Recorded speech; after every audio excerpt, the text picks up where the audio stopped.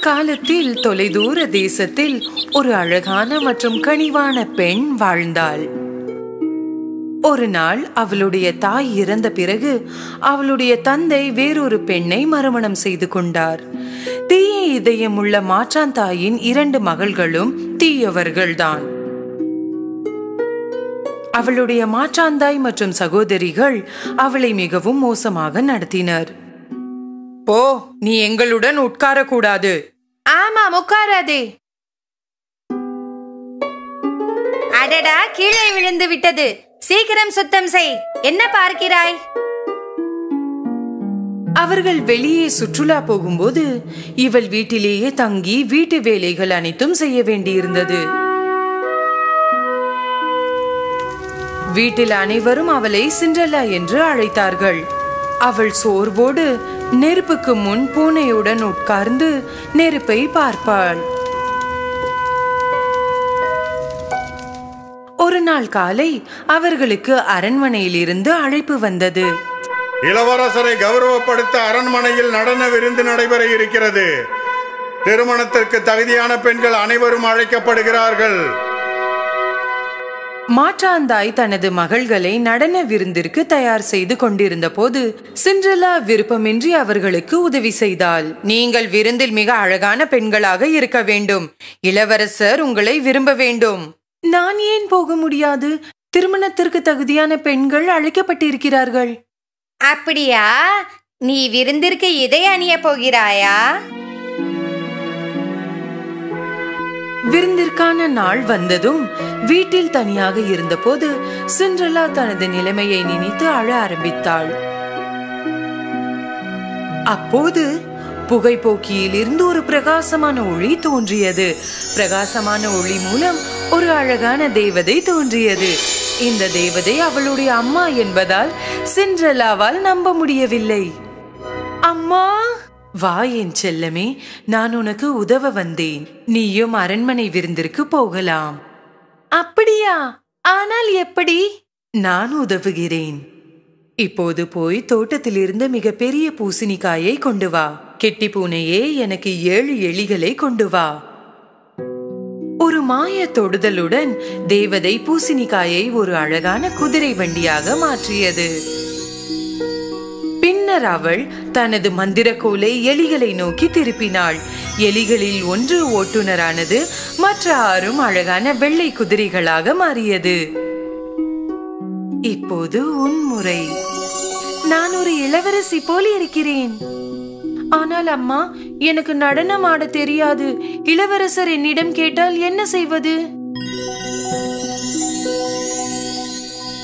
இந்த மாய காலணிகளால் நீ விருந்தில் சிறந்த நடனமாடும் பெண்ணாக இருப்பாய்.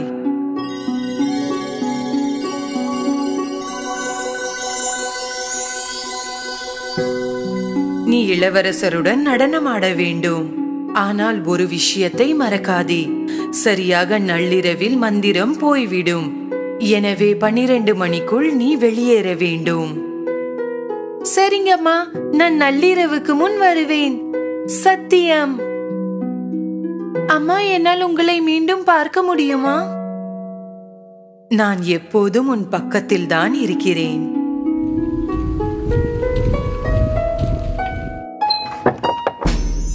சிண்ட்ரெல்லா நேர்த்தியுடனும் அழகோடும் அரண்மனைக்குள் நுழைந்த போது திடீரென்று எல்லா தலைகளும் அவளை நோக்கி திரும்பின. அவளுடைய மாற்றாந்தாய் கூட அவளை அடையாளம் காண முடியவில்லை. அழகான இளவரசர் அவளுடைய அழகால் ஈர்க்கப்பட்டார். அரசரும் அரசியும் சிண்ட்ரெல்லாவை மிகவும் விரும்பினர். இளவரசி என்றால் அழகில் இப்படிதான் இருக்க வேண்டும். இளவரசர் உடனடியாக சிண்ட்ரெல்லாவை நடனமாட அழைத்தார். சிண்ட்ரெல்லாவின் மாய காலணிகளின் உதவியோடு அழகாக ஆடினாள். மாற்றாந்தாய் மற்றும் அவளது மகள்கள் அவளது அழகை கண்டு அதிர்ந்து போய் பொறாமையால் ஆத்திரத்தில் இருந்தனர். சிண்ட்ரெல்லா மிகவும் மகிழ்ச்சியாக இருந்தாள். நேரம் எவ்வளவு விரைவாக கடந்துவிட்டது என்பதை அவளால் உணர முடியவில்லை. திடீரென்று சுவரில் இருந்த கடிகாரம் அவள் கண்களில் தென்பட்டது. கிட்டத்தட்ட நள்ளிரவு ஆகிவிட்டது. அங்கே நின்று கொண்டிருந்த இளவரசரை விட்டுவிட்டு நடனமாடியின் படிக்கடியில் இருந்து கீழே ஓடினாள். அவள் ஓடிக்கொண்டிருந்த போது ஒரு மாய காலணி நழுவி விட்டது. ஆனால் திரும்பி அவள் காலணியை எடுக்க போதுமான நேரம் இல்லை.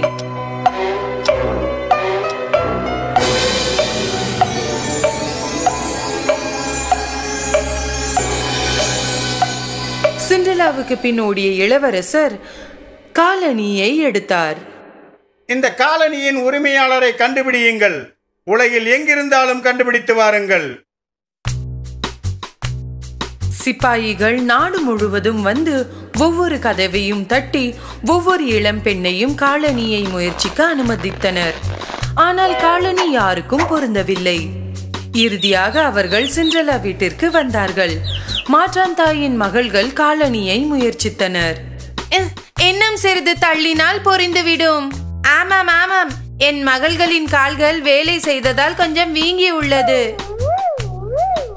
ஆனால் காலணி அவர்கள் இருவருக்கும் பொருந்தவில்லை. சிப்பாய்கள் தங்கள் தளபதி வீட்டிற்குள் மற்றொரு பெண்ணை கண்டதாக சொன்னார்கள். வீட்டிற்குள் இன்னொரு பெண் இருக்கிறாள். சிண்ட்ரெல்லா காலணியை அணிந்தவுடன் அது அவளுக்கு பொருந்தியது.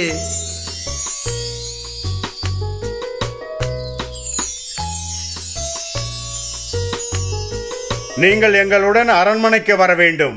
உங்களுக்காக அரசர் காத்திருக்கிறார் இளம் பெண்ணே. இளவரசரின் ஆட்கள் சிண்ட்ரெல்லாவை அரண்மனைக்கு அழைத்துச் சென்றனர். இளவரசர் சிண்ட்ரெல்லாவை பார்த்ததும் அவர் உடனடியாக அவளை அடையாளம் கண்டு அவளை பார்த்து மிகவும் மகிழ்ச்சி அடைந்தார். அவர் முழங்காலில் இறங்கி தன்னை திருமணம் செய்து கொள்ளும்படி கேட்டார். இளவரசியே, என்னை திருமணம் செய்து கொள்வீர்களா? உடனடியாக மிகுந்த மகிழ்ச்சியுடன் சிண்ட்ரெல்லா ஏற்றுக்கொண்டாள். அவர்கள் எப்போதுமே மிகவும் மகிழ்ச்சியுடன் வாழ்ந்தார்கள்.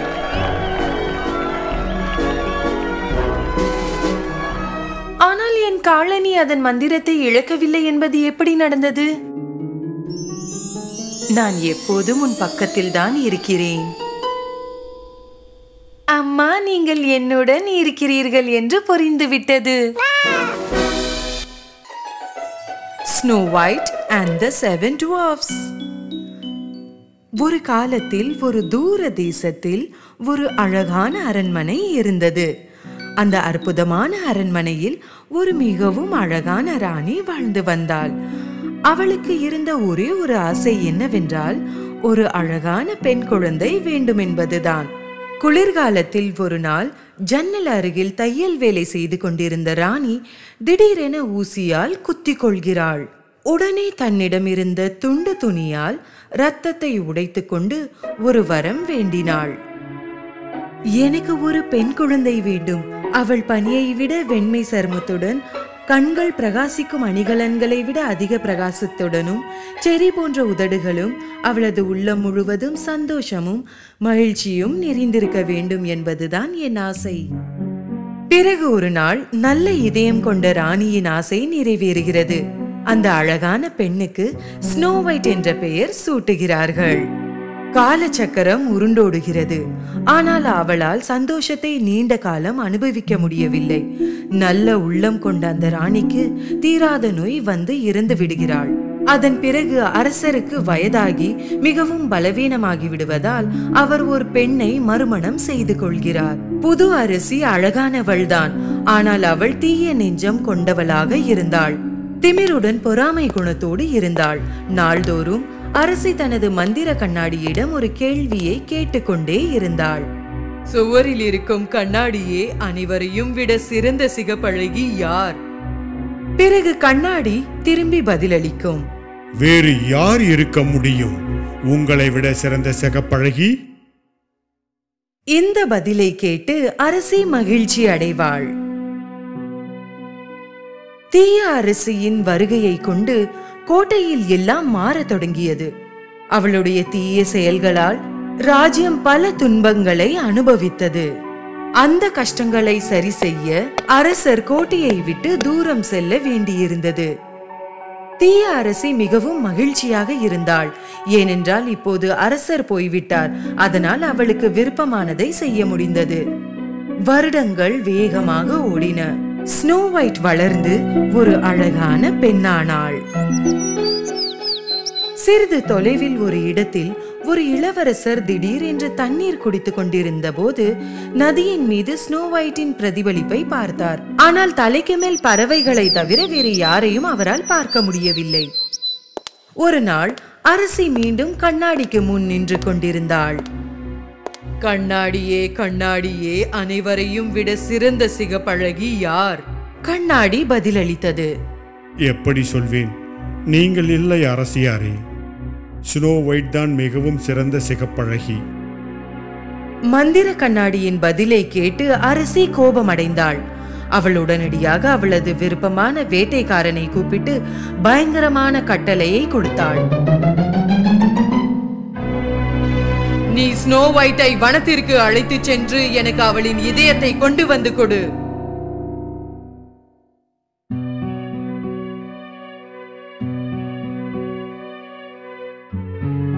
சிப்பாய்கள் ஸ்னோ ஒயிட்டை அரசியிடம் அழைத்து வந்தார்கள். எப்படி இருக்கிறாய் ஸ்னோ ஒயிட்? நீ கோட்டைக்குள் சலித்து போயிருப்பாய் என்று நினைத்தேன். காட்டுக்கு போ, அங்கு நல்ல காற்று கிடைக்கும். கவலைப்படாதே, என் மிகவும் நம்பகமான வேட்டைக்காரன் உன்னை அங்கே பாதுகாப்பான்.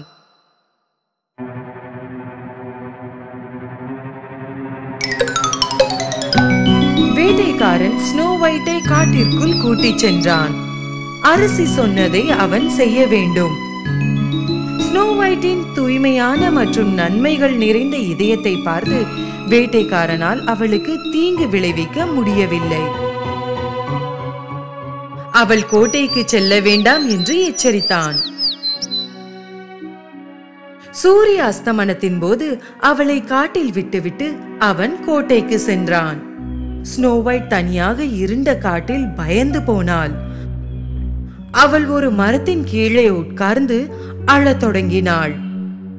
தூக்கம் வரும் வரை அவள் அழுது கொண்டே இருந்தாள்.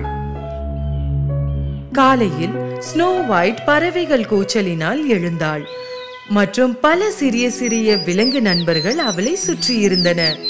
இந்த விலங்குகளுக்கு அவள் யார் என்று தெரிந்ததால் மற்றும் அவர்களின் இளவரசியை நேசிப்பதால் அவளுக்கு வழிகாட்டினர். அவர்களின் வீட்டுக்கு அவளை அழைத்து வந்தார்கள். அது சிறியதாகவும் அழகாகவும் இருந்தது. தயக்கமாக ஸ்னோ ஒயிட் கதவை திறந்தாள். வீட்டிற்குள் எல்லாமே சிறியதாகவும் சுத்தம் செய்யாமலும் இருந்தது. ஸ்னோ ஒயிட்டுக்கு இந்த வீடு யாருக்கு சொந்தம் என்று கண்டுபிடிக்க முடியவில்லை.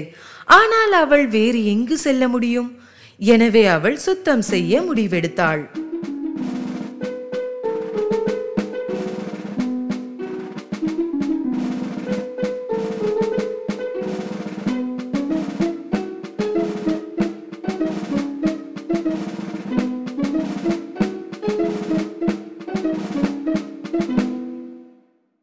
அவள் வீட்டை சுத்தம் செய்து அதை அழகாகவும் களங்கமில்லாமலும் செய்தாள். ஸ்னோ ஒயிட் சிறிய சமையல் பாத்திரங்கள் மூலம் எதையோ சமைத்து சாப்பிட்டாள். இந்த சிறிய வீட்டில் மற்றவற்றை போலவே கட்டிலும் சிறியதாக இருந்தது. ஸ்னோ ஒயிட் ரொம்ப களைப்பாக இருந்ததால் உடனே தூங்க நினைத்தாள். இந்த இடத்தில் அவளுக்கு யாரும் தீங்கு விளைவிக்க முடியாதென்று அவள் சில கட்டிலை ஒன்று சேர்த்து அதில் உறங்கினாள். மாலையில் அந்த வீட்டின் உரிமையாளர்கள் 7 குள்ளர்கள் சுரங்க வேலையில் இருந்து திரும்பி வந்தனர். உள்ளே நுழைந்ததும் அவர்கள் ஆச்சரியப்பட்டார்கள். வீடு அழகாக சுத்தமாக இருந்ததோடு சுவையான உணவு மனமும் வந்தது. டோபி ஒரு கிண்ணம் சூப்பு உடனே எடுக்க போன போது எல்லாத்தையும் சிந்திவிட்டார். டாக் என்ன நடக்கிறது என்பதை கண்டுபிடிக்க முயற்சிக்கிறார். பார்க்க போனால் ஏதோ பிரச்சனை இருக்கிறது. யார் இந்த வேலையை செய்திருப்பார்கள்? நான் கொஞ்சம் தூங்கினால் எல்லாவற்றுக்கும் விடை கிடைக்கும். அதன் பிறகு என்னால் பதில் சொல்ல முடியும். ஸ்லீப்பி கொட்டாவி விட்டு கூறினார். 7 கொள்ளையர்கள் அமைதியாக மாடிக்கு சென்றனர். படுக்கை அறைக்கு சென்றதும் அவர்களால் அவர்கள் கண்களையே நம்ப முடியவில்லை. அவர்கள் இதுவரை பார்த்திடாத அழகான பெண் அவர்களின் சிறிய கட்டிலில் தூங்குவதை பார்த்தார்கள். சத்தத்தை கேட்டு ஸ்னோ ஒயிட் தூக்கத்தில் இருந்து பயந்து எழுந்தாள். 7 குள்ள மனிதர்களின் 14 கண்கள் அவளை பார்ப்பதை பார்த்தாள். இறுதியாக தயக்கத்துடன் கூறினாள், என் பெயர் ஸ்னோ ஒயிட். நான் உங்களை தொந்தரவு செய்திருந்தால் வருந்துகிறேன். எந்த தீங்கும் செய்ய மாட்டேன். அது எங்களுக்கு தெரியும். இல்லை என்றால் நீங்கள் ஏன் எங்களுக்காக சுத்தம் செய்து சமைத்து வைத்திருப்பீர்கள்? டாக் இவ்வாறு கூறி தங்களை அறிமுகப்படுத்தினார். நாங்கள் 7 கொள்ளையர்கள். இது ஹாப்பி, இது குரும்பி, இது டோப்பி, இது ஸ்னீசி, பேஷ்ஃபுல், அப்புறம் நான் டாக்.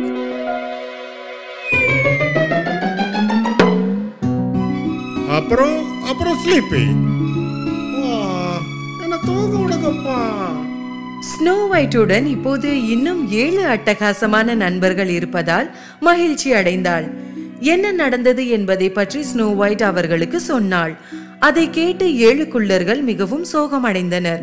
அவளை அவர்களுடன் இருக்க சொன்னார்கள். அவர்களுடன் தங்குவதற்கு ஒப்புக்கொண்டு ஸ்னோ ஒயிட் எப்போதும் அவர்களுக்கு உதவினாள். அவர்கள் மகிழ்ச்சியுடன் அமைதியாக நேரங்களை ஒன்றாக கழித்தன. ஆனால் அவர்களின் மகிழ்ச்சி நீடிக்கவில்லை.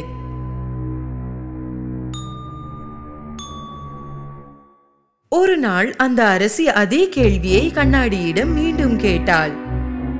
சுவரில் இருக்கும் கண்ணாடியே, எல்லோரையும் விட சிறந்த சிகப்பழகி. கண்ணாடியும் அதே பதிலை சொன்னது.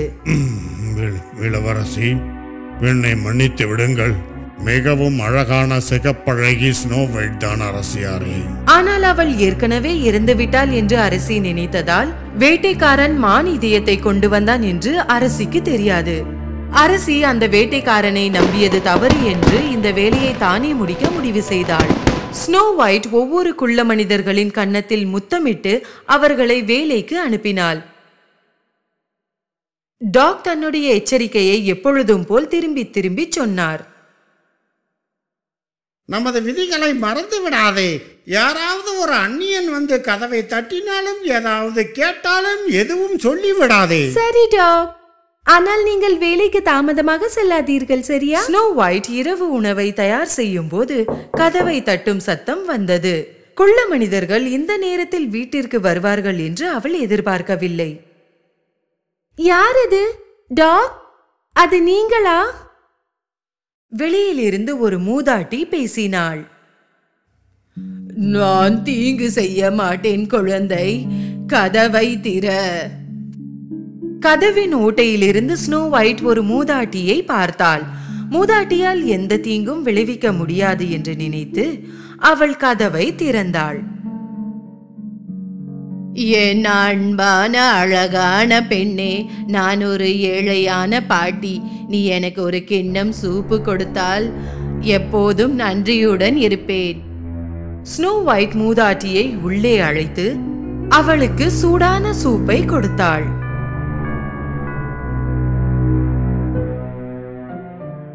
என் அன்பே, நன்றி. என்னிடம் பணம் எதுவும் இல்லை, ஆனால் என்னிடம் உனக்கு கொடுக்க மிகவும் ருசியான மற்றும் பிரகாசமான சிவப்பு ஆப்பிள் இருக்கிறது. ருசியாக இருக்கும். ஸ்னோ ஒயிட் ஆர்வமாக ஆப்பிளை ஒரு கடி கடித்தாள். உடனே அவள் மயங்கி தரையில் விழுந்தாள். அந்த மூதாட்டி மாறுவேடத்தில் வந்த தீய அரசிதான். அந்த ஆப்பிளில் சொர்க்கம் போன்ற சுவை அல்லாமல் கொடிய விஷம்தான் இருந்தது. அதன் ஒரு கடி ஸ்னோ ஒயிட் எப்போதும் எழ முடியாத அளவுக்கு அவளை தூக்கத்திலேயே வைக்கும்.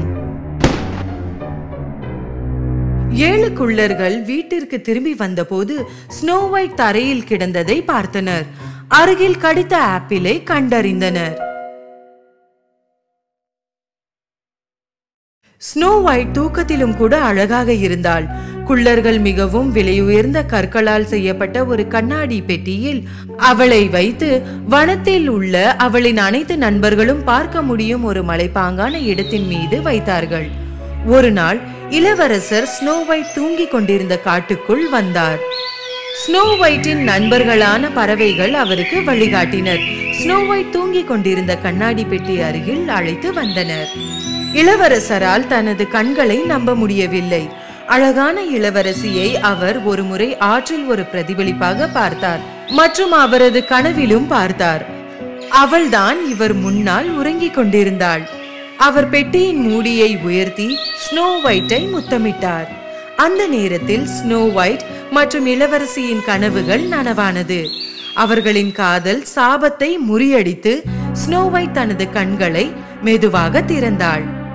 அதே நேரத்தில் அரசரின் மகளுக்கு நடந்த அனைத்தையும் பற்றிய அரசர் கண்டறிந்து மந்திர கண்ணாடியை உடைத்து தீய அரசியை வெகு தொலைவில் அனுப்பிவிட்டார். ஸ்னோ ஒயிட் இறுதியாக தனது கோட்டைக்கு திரும்பி அரசருடன் மீண்டும் இணைந்தாள். ஸ்னோ ஒயிட் மற்றும் இளவரசருக்கு ஒரு மாயாஜால திருமணம் நடந்தது. அதன் பிறகு அரசர், ஸ்னோ ஒயிட், இளவரசர் மற்றும் 7 குள்ளர்கள் அனைவரும் மகிழ்ச்சியுடன் வாழ்ந்தனர். அவர்களுக்கு குழந்தைகள் இல்லை, ஆனால் அவர்கள் உண்மையில் ஒரு பெண் குழந்தையை பெற விரும்பினர். கொஞ்ச நாட்களுக்கு பிறகு அந்த இளம் பெண் மாசமாக இருந்தாள். ஒரு நாள் அவள் ஜன்னலுக்கு வெளியே பார்த்து கொண்டிருந்த போது அருகில் ஒரு அழகான இலைக்கோசு தோட்டத்தை கண்டாள். அப்போது அவள் அந்த இலைக்கோசை சாப்பிட வேண்டும் என்று விரும்பினாள். எனக்கு அந்த இலைக்கோசை சாப்பிட வேண்டும். அந்த பெண்மணி தனது பசியை இழந்து இடையையும் இழந்தாள். ஒரு நாள் இறுதியாக அவள் கணவர் அவளுக்காக மிகவும் கவலைப்பட்டார். அவர் தனது மனைவியிடம் ஒரு கொத்து இலைக்கோசை கொண்டு வருவதாக உறுதியளித்தார். கவலைப்படாதே அன்பே, நான் உனக்கு லெட்டூஸ் எடுத்து வருகிறேன். ஆனால் இது மிகவும் ஆபத்தானது என்று உங்களுக்கு தெரியும். பக்கத்து வீடு வலிமையான ஒரு சூனியக்காரிக்கு சொந்தமானது. தோட்டம் பெரிய சுவர்களால் சூழப்பட்டது. யாருக்கும் நுழைய துணிவில்லை. கணவர் தனது பலத்தை சேகரித்து சுவரில் ஏறினார். தோட்டத்திற்குள் நுழைந்து ஒரு சில இலைக்கோசை எடுத்தார்.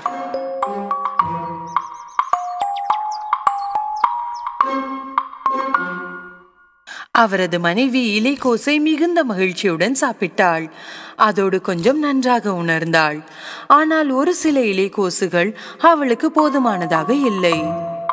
மறுநாள் கணவர் மீண்டும் தோட்டத்திற்கு சென்றார். ஆனால் இந்த முறை சூனியக்காரி அவருக்காக காத்திருந்தாள். என் தோட்டத்திற்குள் வந்து என் இலைக்கோசை திருடுவதற்கு உனக்கு எவ்வளவு தைரியம் இருக்கும்? என் மனைவி கர்ப்பமாக இருக்கிறாள். உங்கள் லெட்டூஸுக்காக ஏங்குகிறாள். நீ என் அனுமதியை கேட்டிருக்க வேண்டும், இல்லையா? உங்களை பார்த்தால் எங்களுக்கு பயம். என்னை அனுமதிப்பீர்கள் என்று எனக்கு தெரியாது. மன்னித்து விடுங்கள். உன்னை மன்னிக்கவா? இதற்காக நீ தண்டிக்கப்படுவாய். என் மனைவி லெட்டூஸ் சாப்பிட முடியாவிட்டால் நோய்வாய்ப்படுவாள். குழந்தையும் பெற முடியாது. கொடுங்கள்.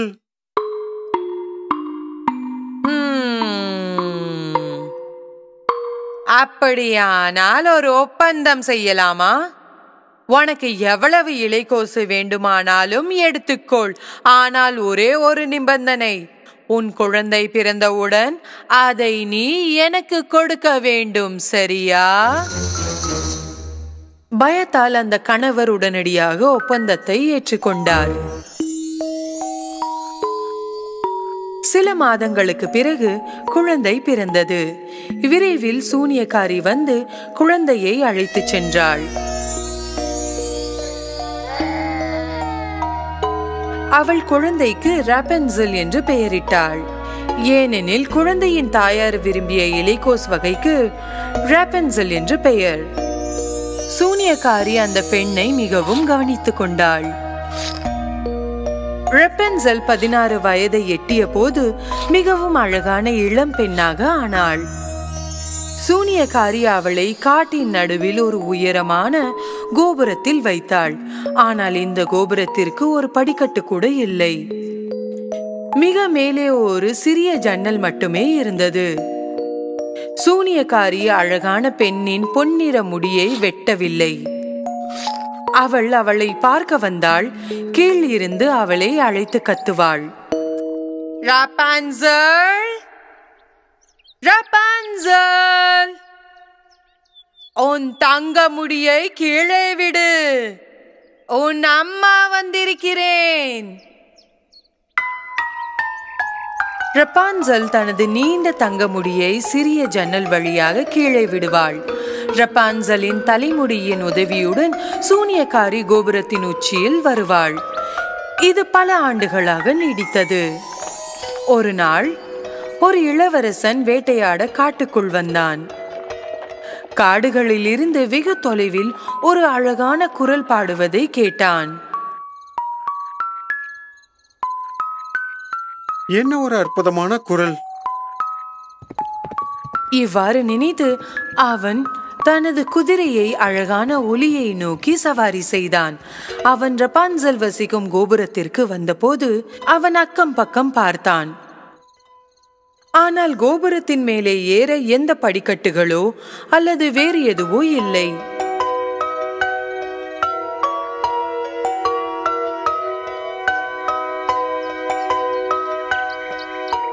குரலின் அழகை கண்டு மயங்கிய இளவரசன் தினமும் கோபுரத்திற்கு வந்தான். ஆனால் எப்படி மேலே ஏற முடியும் என்று கண்டுபிடிக்க முடியவில்லை. ஒரு இரவு மீண்டும் கோபுரத்தை நெருங்கிக் கொண்டிருந்த போது சூனியக்காரி கீழே கத்துவதை கவனித்தான். ரப்பான்சல்! ரப்பான்சல்! உன் தங்க முடியை கீழே விடு, உன் அம்மா வந்திருக்கிறேன்.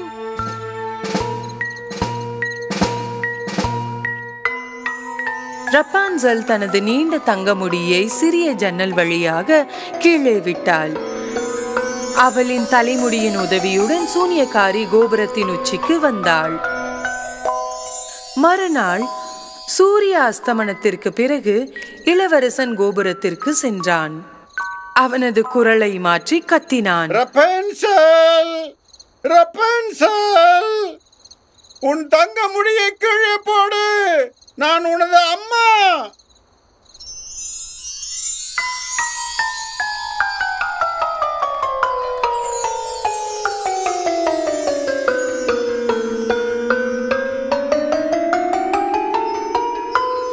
வாழ்க்கையில் முதல் முறையாக தனது தாயை தவிர வேறு ஒருவரை பார்த்தபோது ரப்பான்சல் கொஞ்சம் பயந்தாள். நீ என் அம்மா இல்லை, ஏன் இங்கு வந்திருக்கிறாய்? நீங்கள் பயப்பட வேண்டியதில்லை. நீங்கள் பாடுவதை நான் கேட்டேன். உங்கள் குரல் எனக்கு மிகவும் பிடித்திருந்தது. அந்த குரல் யாருடையது என்று பார்க்க வந்தேன். ரப்பான்சல் இளவரசன் சொன்னதை விரும்பினாள். இப்போது பயப்படவில்லை. சிறிது காலம் எல்லாம் சீராக நடந்தது. சூனியக்காரி எதையும் அடையாளம் காணவில்லை. இறுதியாக ஒரு நாள் இளவரசன் ரப்பான்சலை திருமணம் செய்து கொள்ளும்படி கேட்டான். என்னை திருமணம் செய்து கொள்வீர்களா? இந்த அழகான இளவரசனின் விருப்பத்தை ரப்பான்சல் மகிழ்ச்சியுடன் ஏற்றுக்கொண்டாள். ஆனால் இந்த கோபுரத்தில் இருந்து கீழே இறங்க ரப்பான்சலுக்கு எந்த வழியும் இல்லை. திடீரென்று அவளுக்கு ஒரு யோசனை வந்தது. அன்றிலிருந்து இளவரசன் கோபுரத்திற்கு வரும்போதெல்லாம் ஒரு துண்டு துணியை கொண்டு வர தொடங்கினான். கயிறாக பயன்படுத்த ரப்பான்சல் இந்த துண்டுகளை ஒன்றாக கட்டினாள். ஆனால் ஒரு நாள் ரப்பான்சல் ஒரு பெரிய தவறு செய்து விட்டாள். தற்செயலாக அவள் வாயிலிருந்து ஒன்றை நழுவ விட்டாள். அம்மா, இளவரசர் உங்களை விட வேகமாக ஏறுவார். எந்த இளவரசன்? எந்த இளவரசன்? அப்போது சூனியக்காரி ஏதோ ஒரு விஷயம் இருப்பதை உணர்ந்து கத்த ஆரம்பித்தாள்.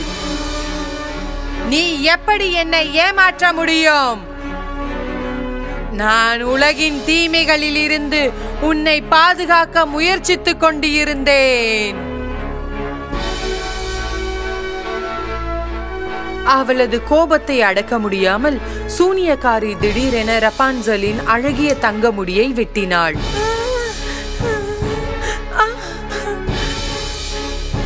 பின்னர் அவளை வெகு தொலைவில் உள்ள பாலைவனத்தில் அனுப்பினாள். அன்று இரவு சூனியக்காரி கோபுரத்தில் தங்கி இளவரசன் வரும் வரை காத்திருந்தாள். பின்னர் இளவரசன் கீழே இருந்து கத்தினான். ரப்பான்சல்! ரப்பான்சல்! உங்கள் தங்க முடியை கீழே விடுங்கள், நான் தான் இளவரசன். சூனியக்காரி ரப்பான்சலின் வெட்டிய முடியை கீழே விட்டாள். அவனுக்காக என்ன காத்திருக்கிறது என்று தெரியாமல் இளவரசன் ஏற ஆரம்பித்தான். மேலே வந்தபோது ரப்பான்சலுக்கு பதிலாக சூனியக்காரியை பார்த்தான். மோசமான ஒன்று நடந்திருப்பதை கண்டறிந்தான். சூனியக்காரி அவனை தாக்க தொடங்கிய போது இளவரசன் தடுமாறி கோபுரத்தில் இருந்து கீழே விழுந்தான்.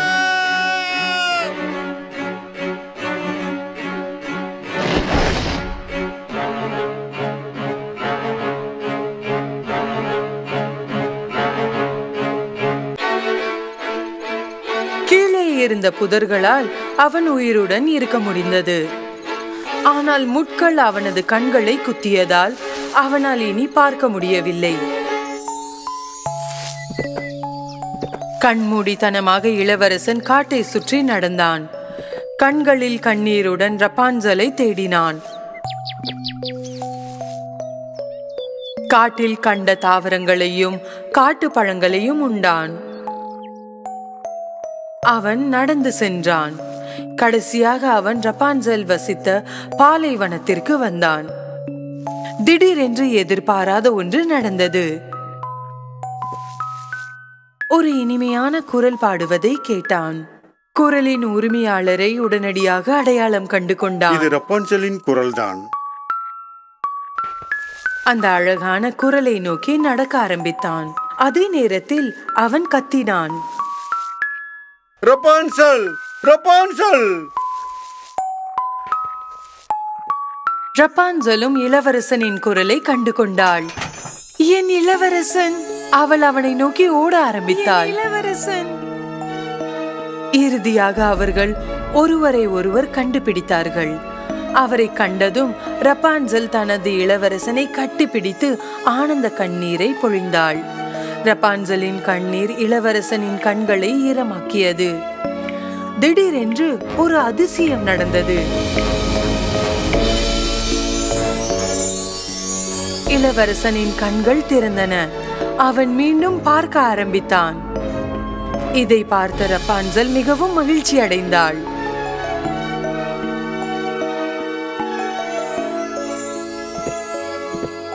அவர்கள் ஒன்றாக இளவரசரின் ராஜ்யத்திற்கு சென்றார்கள்.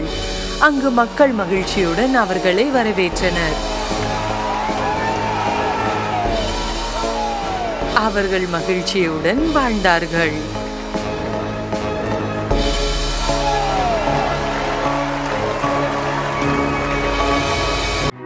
ஒரு ஓநாயும் 7 சிறிய ஆட்டுக்குட்டிகளும். ஒரு காலத்தில் காடுகளின் ஒரு சிறிய குடிசையில் ஒரு தாயாடு மற்றும் அதன் சிறிய ஆட்டுக்குட்டிகள் மகிழ்ச்சியான வாழ்க்கையை வாழ்ந்தன. ஆட்டுக்குட்டிகள் மிகவும் அழகான பொம்மைகளைப் போல் இருந்தன. தாயாடு எல்லா தாய்மார்களையும் போலவே தனது குட்டிகளை மிகவும் நேசித்தது. காட்டில் உள்ள அனைத்து காட்டு மிருகங்களிடமிருந்தும் அவற்றை பாதுகாத்தது. ஒரு நாள் காட்டில் உணவை கண்டுபிடிப்பதற்காக வீட்டை விட்டு வெளியேறுவதற்கு முன்பு அது தனது ஆட்டுக்குட்டிகளை அழைத்தது. என் அன்புள்ள பிள்ளைகளா, நான் காட்டுக்கு செல்கிறேன். யார் வந்தாலும் கதவை திறக்க வேண்டாம். ஓநாய் வீட்டிற்கு வந்தால் அனைவரையும் சாப்பிட்டு விடும். அது தந்திரசாலி. மாறுவேடமிட்டு உங்களை முட்டாளாக்கும். நாங்கள் அதை எவ்வாறு அடையாளம் காண்போம்? ஓநாய்க்கு கணீர் குரல் உள்ளது. என் மகன்களுக்கு இனிமையான குரல். ஆகவே அதன் கடினமான குரலை நீங்கள் அடையாளம் காணலாம். தாயாடு வெளியேறும் போது ஒன்றை நினைத்து தன் ஆட்டுக்குட்டிகள் பக்கம் திரும்பியது.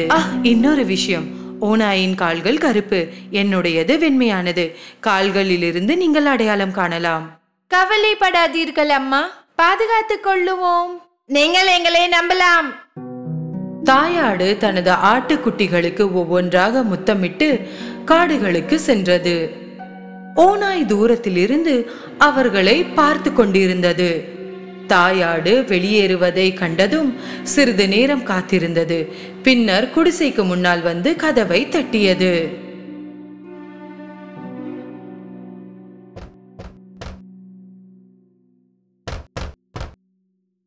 யார் அது? செல்ல குட்டிகளா, கதவை திறங்க. நான் உங்க அம்மா வந்திருக்கேன். நான் உங்க எல்லாருக்கும் நல்ல சாப்பாடு கொண்டு வந்திருக்கேன். ஆனால் ஆட்டுக்குட்டிகள் ஓநாய் குரலை அடையாளம் கண்டன.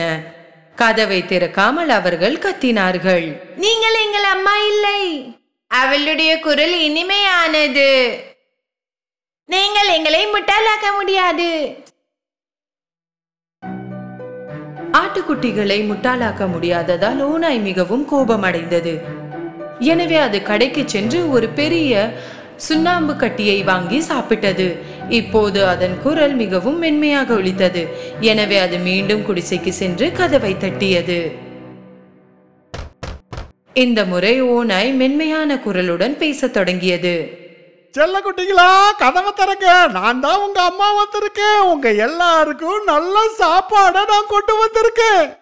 ஓநாயின் மென்மையான குரலை கேட்டு ஆட்டுக்குட்டிகள் அது உண்மையில் தங்கள் தாய் என்று நினைத்தன. அவர்கள் கதவை திறக்கவிருந்த போது அவர்களில் ஒன்று கத்தியது. காத்திருங்கள், நாம் கதவின் அடியில் இருந்து கால்களை பார்க்க வேண்டும். ஆட்டுக்குட்டிகள் கதவின் அடியில் இருந்து பார்த்தபோது ஓநாயின் கருப்பு கால்களை கண்டன. எனவே கதவை திறக்காமல் மீண்டும் கத்தின. நாங்கள் கதவை திறக்க மாட்டோம். எங்கள் தாயின் கால்கள் கருப்பு இல்லை, அவை வெள்ளை. நீங்கள் ஒரு ஓநாய். கோபமடைந்த ஓநாய் வெளியேறியது. இந்த முறை அது பேக்கரிக்கு சென்று பேக்கர் அவருக்கு முன்னால் ஓநாயை பார்த்தபோது மிகவும் அதிர்ச்சி அடைந்தார்.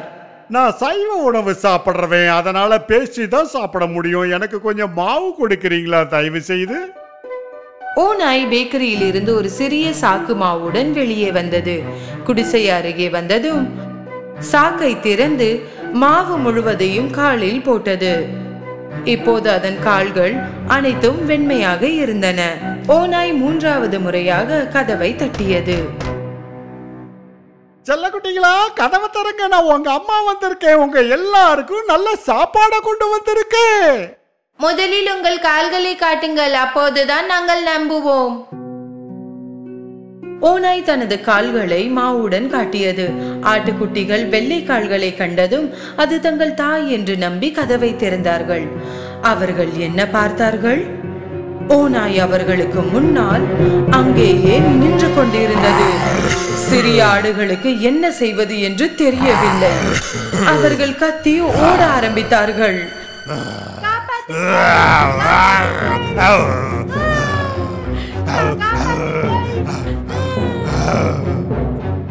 ஒரு குட்டி மேசைக்கு கீழே சென்றது. இரண்டாவது படுக்கைக்கு கீழ், மூன்றாவது புகைப்போக்கிக்குள் சென்றது.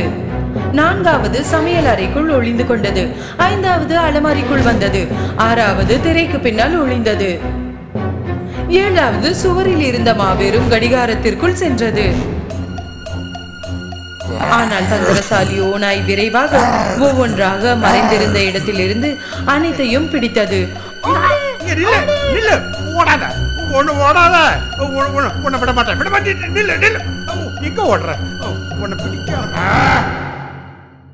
கடிகாரத்தில் மறைந்திருந்த ஒரு ஆட்டுக்குட்டியை அதால் கண்டுபிடிக்க முடியவில்லை. அதன் வயிறு நிரம்பியதால் அதை தேடுவதை விட்டுவிட்டு வெளியே சென்றது. குடிசையில் இருந்து சற்று தூரம் ஒரு பெரிய முற்றம் இருந்தது. ஓநாய் முற்றத்தில் ஒரு மரத்தின் கீழ் படுத்து குருட்டை விட்டு தூங்க ஆரம்பித்தது.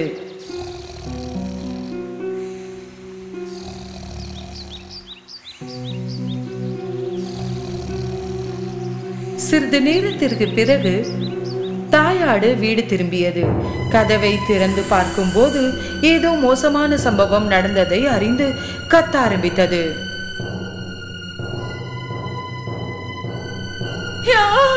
என் ஆட்டுக்குட்டிகள், என் குட்டிகள்! வீட்டிற்குள் நுழைந்த போது அதிர்ச்சி அடைந்தது. மேஜைகள் மற்றும் நாற்காலிகள் அனைத்தும் தலைகீழாக இருந்தன. திரைசீலைகள் கிழிந்திருந்தன. படுக்கைகள் அனைத்தும் கசங்கி இருந்தன. தலையணைகள் மற்றும் போர்வைகள் அனைத்தும் தரையில் இருந்தன. குட்டிகளை தேடியது, ஆனால் அவற்றை எங்கும் கண்டுபிடிக்க முடியவில்லை. ஒவ்வொரு குட்டிகளின் பெயர்களை கத்த ஆரம்பித்தது, ஆனால் யாரும் பதிலளிக்கவில்லை. இறுதியாக கடைசி பெயரை அழைக்கும் நேரம் வந்தது. அப்போதுதான் ஒரு உயர்ந்த குரல் கேட்டது. நான் கடிகாரத்திற்குள் இருக்கிறேன் அம்மா. தாயாடு கடிகாரத்திற்கு ஓடி சென்று தனது குழந்தையை அங்கிருந்து வெளியே எடுத்தது. அம்மா ஆடு மற்றும் குட்டி கட்டிப்பிடித்தது. குட்டி அழுது கொண்டே கதை சொல்ல ஆரம்பித்தது. ஓநாய் மாறுவிடத்தில் வந்தது. அது நீங்கள் தான் என்று நினைத்து நாங்கள் கதவை திறந்தோம். அது அனைத்தையும் சாப்பிட்டு விட்டது.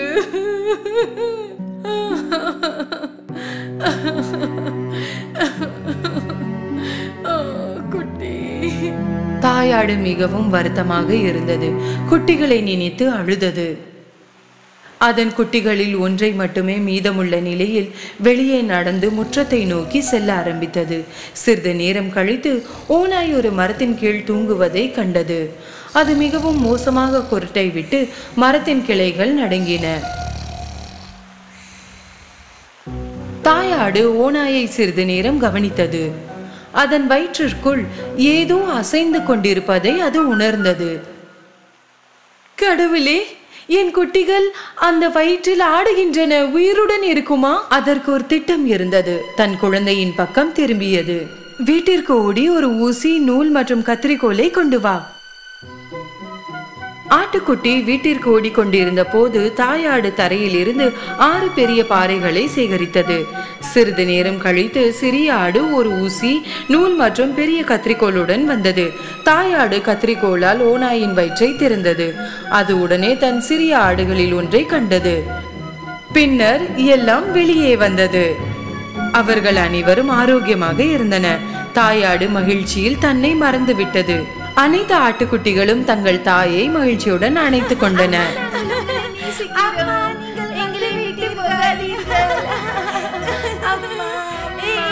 அவர்கள் அனைவரும் மகிழ்ச்சியானார்கள். என் குட்டிகளா, நீங்கள் பாதுகாப்பாக இருக்கிறீர்கள். தாயாடு தான் சேகரித்த பாறைகளை ஓநாய்க்கு உள்ளே கவனமாக வைத்தது.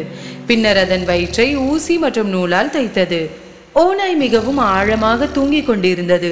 அதனால் எதுவும் உணரவில்லை மற்றும் நகரவில்லை. தாயாடு மற்றும் குட்டி ஆடுகள் விரைவாக தப்பித்து சென்றன. ஓநாய் விழித்து எழுந்து நின்றது. அதன் வயிறு மிகவும் மோசமாக வலித்தது. பல ஆடுகளை சாப்பிட்டதால் தான் வலிக்கிறது என்று நினைத்தது. அதன் வயிற்றில் பாறைகள் நிறைந்திருந்ததால் அதற்கு தாகம் எடுத்தது. கொஞ்சம் தண்ணீர் குடிக்க ஆற்றின் அருகில் வந்தது. ஆனால் அது நடந்து கொண்டிருந்த போது பாறைகள் ஒன்றிற்கு ஒன்று இடித்து கொண்டன. என் வயிறு ரொம்ப கனமா நிறைஞ்சு போயிருக்கு. நான் சாப்பிட்ட ஆடுகள் எல்லாம் கல்லா மாறின மாதிரி இருக்கு. மண்டியிட்டு சிறிது தண்ணீர் குடிக்க விரும்பியது. பாறைகள் மிகவும் கனமாக இருந்ததால் தனது சமநிலையை இழந்து தண்ணீருக்குள் நழுவி அது விழுந்தது.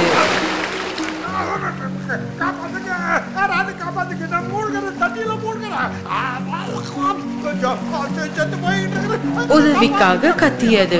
ஆனால் யாரும் உதவவில்லை.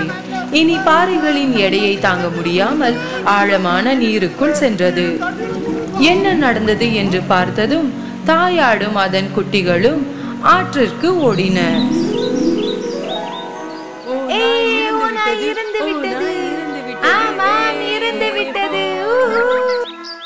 அவர்கள் அனைவரும் நடனமாட ஆரம்பித்தனர். அன்று முதல் தாயாடு மற்றும் அதன் 7 ஆட்டுக்குட்டிகளும் காட்டில் தங்கள் குடிசையில் அமைதியான மற்றும் மகிழ்ச்சியான வாழ்க்கையை வாழ்ந்தன.